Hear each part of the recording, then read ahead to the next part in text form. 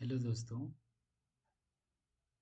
आज हम लोग एक छोटा सा चैलेंज जो आपको इस वीडियो में दिया गया था, उस चैलेंज का एक पहला क्वेश्चन हम लोग करने की कोशिश करते हैं।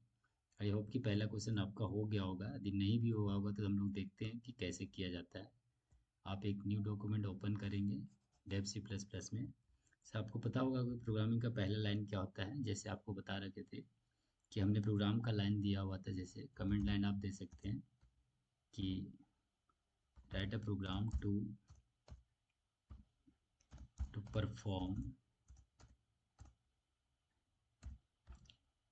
perform all arithmetic operation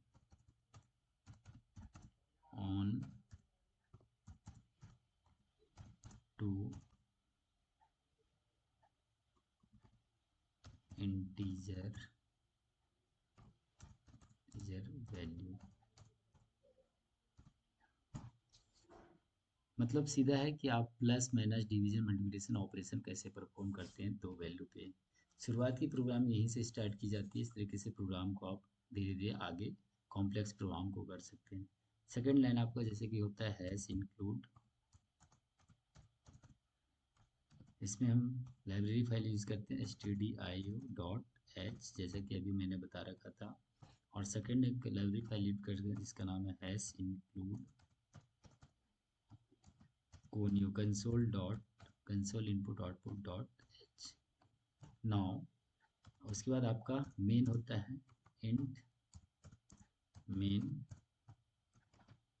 और ये पैरेंथेसिस करते हैं। इसके बाद हमारा पूरा प्रोग्राम का स्ट्रक्चर एक तरह से समझ सकते हैं, स्क्रैच तैयार हो जाता है। Return last line return zero होता है यहाँ तक।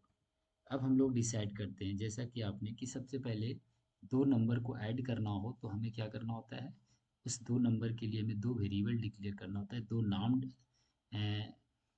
सोचना होता है, या दो नाम हमें डिफाइन करना होता है। सपोज करो हमने इसके लिए वेरिएबल का नाम डिफाइन कर दिया इंट ए ही ले लिया, ए कॉमा बी, और इसका रिजल्ट हम स्टोर करते हैं किसी में, तो हमने सी ले लिया। अब हमें ए और बी वैल्यू की वैल्यू को फिक्स नहीं करना है।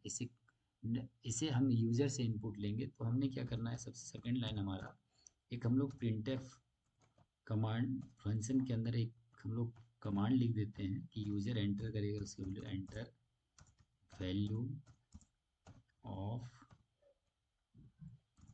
ए। अब यूजर जो मर्जी उस वैल्यू को स्टोर कर सकता है with in the range, integer के रेंज के अकॉर्डिंग। जब ये इस वैल्यू स्कैन करने के लिए यूजर कंप्यूटर आस्क करेगा कि एंटर वैल्यू ऑफ ए, तो हम लोग क्या करते हैं, उसके नीचे एक फंक्शन हम लोग लगाते हैं जो उस वैल्यू को रीड करता है मशीन, जिसको हम लोग अभी मैंने बताया था अच्छे तरीके से वीडियो में, कि उसके लिए स्कैन करते हैं किस टाइप की वैल्यू आप स्कैन कर रहे हैं। तो आप इंटीजर टाइप की वैल्यू स्कैन कर रहे हैं, उसके लिए आपका कंट्रोल स्ट्रीम डी होता है, और ये वैल्यू कहाँ जा कर के स्टोर होगा, तो एड्रेस ऑफ ए में जा कर के स्टोर होगा। सिमिलरली हम लोग अगला अगला लाइन लिखते हैं, तो ऐसा करते हैं कि ये कॉपी पेस्ट कर देते हैं इसी को, देन कंट्रोल सी करके हम लोग वापस इस लाइन को दोबारा इस दो लाइनों को फिर वापस यहाँ पे पेस्ट कर देते हैं, कंट्रोल करके। और यहाँ पे कि सेम ए की जगह पे हम लोग बी लिख देते हैं, और फिर आपका ए की जो एड्रेस है वहाँ पे हम लोग अब एड्रेस ऑफ बी लिख दिया।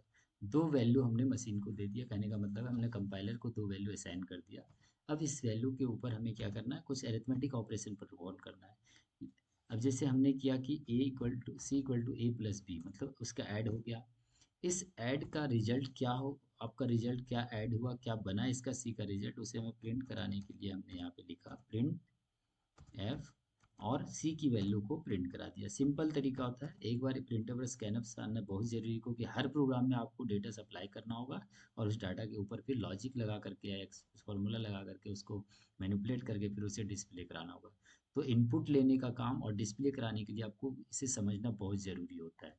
तो हमने डिस्प्ले कराना है वैल्यू, तो यहाँ पे हमने मैसेज दिखा दिया कि सम इज़, किस टाइप की वैल्यू रिटर्न वो दिखाएगा, तो डी टाइप का, और कहाँ पे वो वैल्यू स्टोर हो रहा है, आपका सी में स्टोर हो रहा है। सिमिलरली देखिए क्या करते हैं, सेम ऑपरेशंस को हम लोग यहाँ पे कॉपी कर लेते हैं कंट्रोल सी करके। और कितनी बार हमें करना है, चार पांच ऑपरेशन करना है। Control we, control we, control we, control we. आप प्रैक्टिस करेंगे तो आप टाइप कर करके प्रैक्टिस करेंगे, जिससे आपको प्रोग्राम को लिखने में, सोचने में, समझने में आसान होगा। सेकंड, हमने क्या करना है, इन दोनों का मल्टीप्लाई ऑपरेशन करना है। तो इसको हमने क्या कर दिया, मल्टीप्लाई कर दिया और यहाँ पे मैसेज चेंज कर दिया कि मल्टीप्लाई मल इज परसेंटेज डी सी में आ गया। थर्ड में क्या करना है, इसमें हमने माइनस कर देना है और सिर्फ आप ऑपरेटर चेंज कर देंगे और यहाँ पे हमने लिख दिया कि इनका वैल्यू जो होगा सब्ट्रैक्ट होगी। और फोर्थ में हमें क्या करना है, आप तो देख रहे होंगे कि मैंने एक ही वेरिएबल को अलग अलग ऑपरेशन के लिए यूज़ किया गया है, इसलिए हमने यहाँ पे बार बार क्या कर रहे हैं, उसकी तुरंत साथ ही साथ प्रिंट करा दे रहे हैं रिजल्ट को। यहाँ पे हमने डिवीजन के लिए यूज़ किया और अगला स्टेटमेंट जो हमने लिखा है यहाँ पे मॉडुलस। मॉडुलस क्या होता है, रिमाइंडर होता है। ए और बी के बीच का जो रिमाइंडर होगा, उनमें जो रिमाइंडर आएगा डिवाइड करने के बाद, वो आपको डिस्प्ले करेगा। यहाँ पे हमने डिवाइड का यूज़ किया हुआ है। और नेक्स्ट लाइन जो आपका लास्ट लाइन है, उस वहाँ पे हमने मॉडुलस का, जिसको हम लोग रिमाइंडर डिवीजन भी करते हैं, तो हमने यही लिख दिया रिमाइंडर रिमाइंडर डिवीजन। किसका रिमाइंडर डिवीजन क्या आएगा। ये चारों ऑपरेटर का बहुत ज़्यादा यूज़ हम लोग हर एक एक्सप्रेशंस में, हर एक प्रोग्राम में करेंगे। अब आपका प्रोग्राम रेडी है, कंप्लीट हो चुका है। आई होप इसमें किसी भी तरह का कोई एरर नहीं आएंगे, बिकॉज हम लोग किसी तरह का एरर। तो सबसे पहले हम इस फाइल को सेव करते हैं। इसका नाम हमने दे दिया यहाँ पे, कोई भी नाम दे देते हैं। सपोज करो हमने इसका नाम दे दिया कंप्यूट डॉट सी। अब ये फाइल आपका कंप्यूट डॉट सी से आपका सेव हो गया। नाउ इसे हम लोग कंपाइल करते हैं। देख पा रहे होंगे यहाँ पे F9 प्रेस करेंगे या फिर ऊपर जो कर्सर जा रहा है वहाँ पे आप क्लिक करेंगे। कंपाइल करने के बाद आप देखेंगे यहाँ पे एरर नीचे जो है, wow, zero error zero warning. It means that कि इसमें कोई तरह का एरर नहीं है, ना किसी तरह का वार्निंग शो कर रहा है। इट मीन्स आपका प्रोग्राम पूरी तरीके से कंपाइल हो चुका है। नो इससे आप क्या करते हैं, हम इसे रन करवाते हैं। वाओ, देखिए अभी आपसे कह रहा है कि हमें ए की वैल्यू मांग रहा है। मैंने ए की वैल्यू कुछ भी प्रोवाइड कर दिया, 100 दे दिया। और बी की वैल्यू मांग रहा है, बी की वैल्यू का इनपुट कोड हमने 24 प्रेस कर दिया। अब इसके 4 रिजल्ट आपको डिस्प्ले होंगे। देखिए, जैसा कि sum is 124, multiply is 2400, subtract is 76, division is 4 and reminder division is 4। ये आपको समझ में नहीं आ रहा होगा क्योंकि एक ही लाइन में है। चलिए इसको हम लोग थोड़ा फॉर्मेटिंग करते हैं और न्यू लाइन में इसको लाते हैं। तो न्यू लाइन में लाने के लिए आपको, जैसा कि पहले लास्ट क्लास में बताया था, कि स्लैश एन लगा देंगे हर प्रिंट स्टेटमेंट के। जहाँ पर परसेंटेज डी के आगे हम लोग स्लैश एन लगा देंगे, जिससे हमारा क्या होगा, सारी रिजल्ट हर एक लाइन प्रिंट करने से पहले वो नेक्स्ट लाइन में आपका बदल जाएगा। लास्ट में नहीं भी लगाते तो चलता है, लेकिन ऊपर के सभी लाइनों में आप परसेंटेज स्लैश एन लगा देंगे। नाउ रन करवाते हैं दोबारा इस प्रोग्राम को कंपाइल करने के बाद, और रन कराते हैं। फिर देखिए आपके आउटपुट मान रहा है, मैं सेम इनपुट दे रहा हूँ 100 और दूसरा इनपुट दिया हमने 24। देख पा रहे होंगे कि आपको चार जो 5 रिजल्ट है वो शो करते हैं। तो पहला जो क्वेश्चन मैंने आपको चैलेंज दिया था, उसका आंसर इस तरीके से आपका, इस तरीके से प्रोग्राम लिखा जाएगा और इस तरीके से रन करके देखा जाएगा। आई अब आई होप कि आपको ये प्रोग्राम बहुत अच्छे तरीके से समझ में आ गया होगा। नेक्स्ट प्रोग्राम आपका क्या था कि 2 वेरिएबल हमें लेना है और उस वेरिएबल की वैल्यू को हमें क्या करना है, स्वैप करना है। तो देखते होंगे स्वैपिंग करने का मतलब होता है एक्सचेंज करना। जैसा कि देख पा रहे होंगे हम लोग क्या करते हैं, इसी की दूसरी प्रोग्राम हम लोग बनाते हैं यहाँ पे कंट्रोल एन। और क्या करते हैं, पहले वाले प्रोग्राम की आप इस तरीके से प्रैक्टिस करने के लिए आप ज़रूर यूज़ कर सकते हैं, ऐसा नहीं है, आप खुद से टाइप कर सकते हैं। ऊपर की कुछ 2 लाइनों को जहाँ तक सेम है हमारा, उसके कुछ लाइनों को हमने यहाँ पे कॉपी कर लिया और नेक्स्ट दूसरे प्रोग्राम में जाकर के हमने इसको पेस्ट कर दिया। Write a program to. अब यहाँ पे थोड़ा ऊपर जो प्रोग्राम का टाइटल है वो हम लोग चेंज कर देते हैं। Write a program to exchange the value of two variable. ये बहुत इंपॉर्टेंट प्रोग्राम है।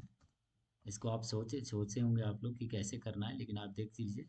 इसमें क्या करना है, 2 कंटेनर में स्टोर 2 वैल्यू को आपस में एक्सचेंज करना है। इट मीन्स दैट कि ए की वैल्यू को बी में करना है और बी की वैल्यू को ए में करना है। इसके लिए हमने थर्ड कंटेनर ले रखा है और इस थर्ड कंटेनर की मदद से हम उसकी वैल्यू को एक्सचेंज करेंगे। जैसा कि हमने सी में पहले असाइन कर दिया ए की वैल्यू। अब जब ए की वैल्यू हमने सी में स्टोर कर दिया तो ए की वैल्यू को हम आसानी से दूसरी वैल्यू से एक्सचेंज कर सकते हैं। तो हमने इसको बी कर दिया। अब बी की जो वैल्यू है वो ए में कॉपी हो गई। अब मैं बी को सीधा सी लिख सकता हूँ। तो ये बहुत सिंपल था और इसे आसानी से क्या करते हैं, अब इसकी वैल्यू को हम लोग प्रिंट करा सकते हैं, प्रिंट एफ। और यहाँ पे हमने प्रिंट क्या कराया, ए और बी की वैल्यू को प्रिंट करवा सकते हैं। देख पा रहे होंगे, एक हमने सीधा लिखा A equal to percentage D slash N लगा देते हैं और यहीं पे हमने बी की वैल्यू को उसी लाइन में दो वैल्यू को एक ही लाइन में कैसे स्टेटमेंट में लिखा जाता है और वो दो अलग अलग लाइनों में प्रिंट करेगा। तो आप ये भी सीखते जाएंगे साथ में साथ, जिससे आपको कोड में थोड़ा सा आसान हो जाएगा कि आपको एक जब दो वैल्यू एक साथ प्रिंट करानी हो तो दो लाइनें लिखने की जरूरत नहीं है। मैंने इन दोनों वैल्यू को सेम वैल्यू को हम लोग यहाँ पे क्या करते हैं, प्रिंट कराते हैं। यहाँ पर भी कंट्रोल सी, और इसे इनपुट लेने के बाद तुरंत बाद प्रिंट करते हैं कि इनपुट लेने के बाद उसकी वैल्यू मतलब जो ओरिजिनल वैल्यू है वो कितनी थी, और बाद में स्वैप का लॉजिक लिखने के बाद उसकी वैल्यू क्या क्या होती है। इससे पहले कि मैं यहाँ पे एक लाइन लिख देता हूँ प्रिंट एफ, और यहाँ पे मैं लिख देता हूँ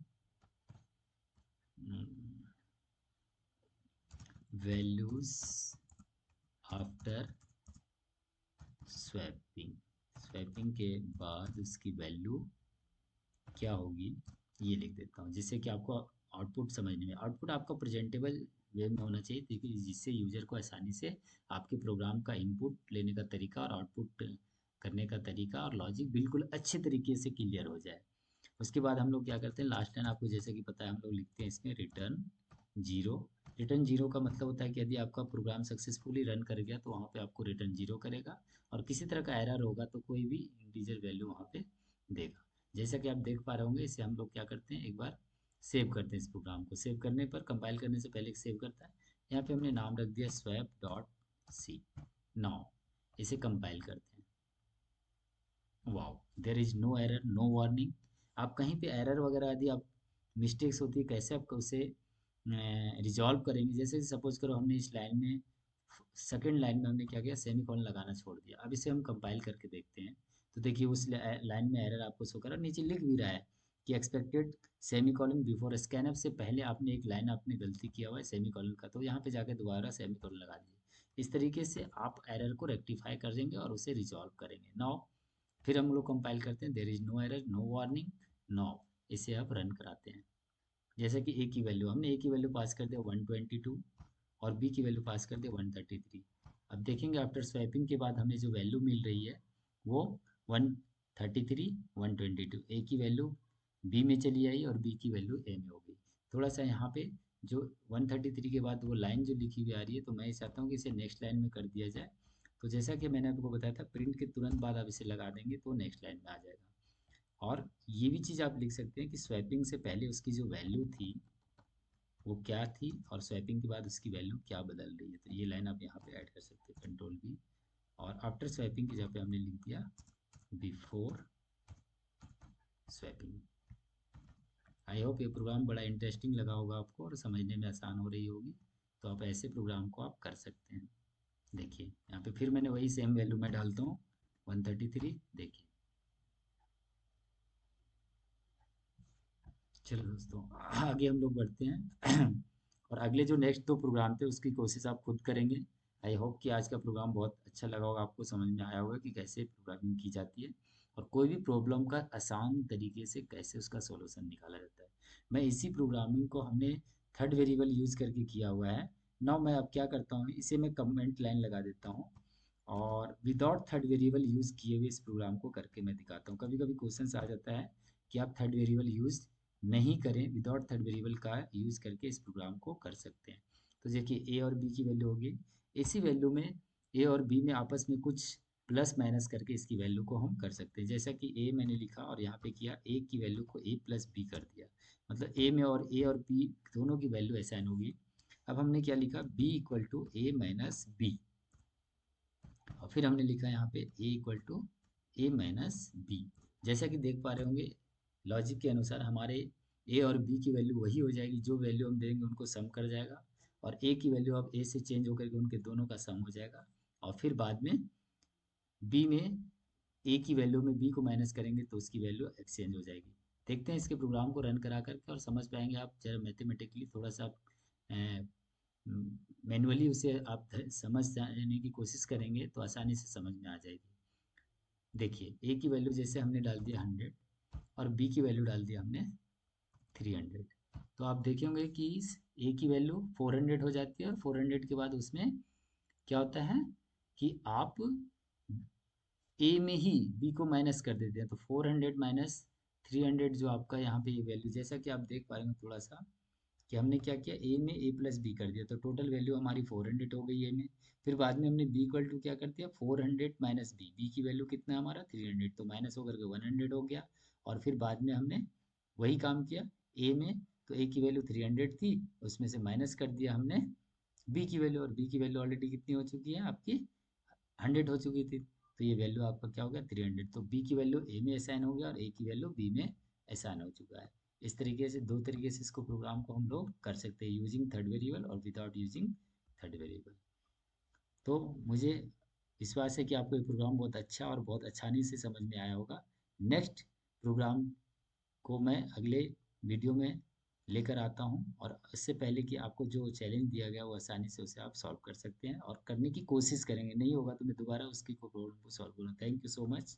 आप हमारे वीडियो चैनल को लाइक करना, सब्सक्राइब करना और कमेंट लिखना ना भूलें, ज़रूर सब्सक्राइब करेंगे। Thank you so much. Have a good day.